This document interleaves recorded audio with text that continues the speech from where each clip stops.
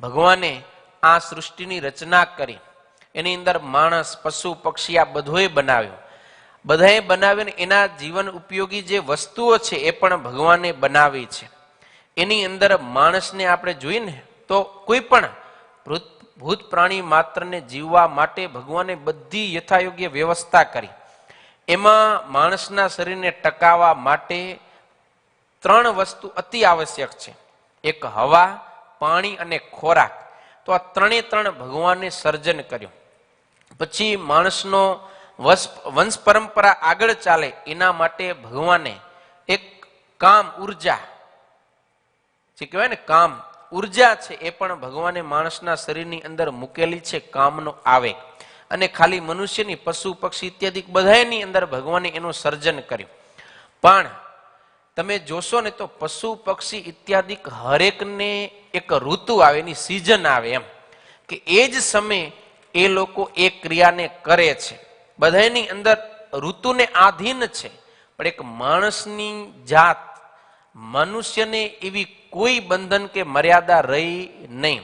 એ ગમે ત્યારે કામનો આવેગની અંદર આવી જાય છે અને ગમે ત્યારે ગમે એવું એ કર્મ કરે છે. બીજા પશુ પક્ષીમાં આ બહુ દેખાતી વસ્તુ છે કે એનો સમય આવશે. કૂતરા હોય, ભૂંડણા હોય, ગાય ભેંસ હોય, પશુ પક્ષી હોય, મોર ઇત્યાદિ, એનો એક સમય છે, ઋતુ છે કે એ ઋતુમાં જ એ આવી સાંસારિક ક્રિયા કરી પોતાના વંશ પરંપરાને આગળ વધારશે. પણ મનુષ્યની અંદર આવી કોઈ ઋતુની મર્યાદા ન રહી, કોઈ પણ પ્રકારનું નિયંત્રણ નથી. એટલે મનુષ્ય ગમે ત્યારે આવી ક્રિયા કરે, એના માટે કોઈ બંધન છે નહીં. તો પછી શાસ્ત્રકારોએ, આપણા ઋષિ મુનિઓએ સરસ મજાની એક નિયંત્રણ માટેથી વ્યવસ્થા કરી, અને એ વ્યવસ્થા છે ગ્રહસ્થાશ્રમ. કે સ્ત્રી કે પુરુષ આડે ધડ ગમે ત્યારે ગમેની સાથે આવી વ્યભિચાર રૂપ ક્રિયા ન કરે. એના માટે શું કર્યું? તો કે જે કામનો આવેગ છે એને પૂરો કરવા માટેથી ગ્રસ્તાશ્રમનો સ્વીકાર કરો. સ્ત્રી અને પુરુષ પસંદ કરી અને એની સાથે તમે અગ્નિની સાક્ષીએ લગ્ન કરો, અને જે શાસ્ત્રએ મર્યાદા બતાવી છે એ મર્યાદાનું પાલન કરી અને કામ આવેગની પૂર્તિ કરો અને તમારું વંશ પરંપરા છે ને આગળ વધારો. આ રીતનું એક ગ્રસ્તાશ્રમ રૂપી નિયંત્રણ લાવી દીધો.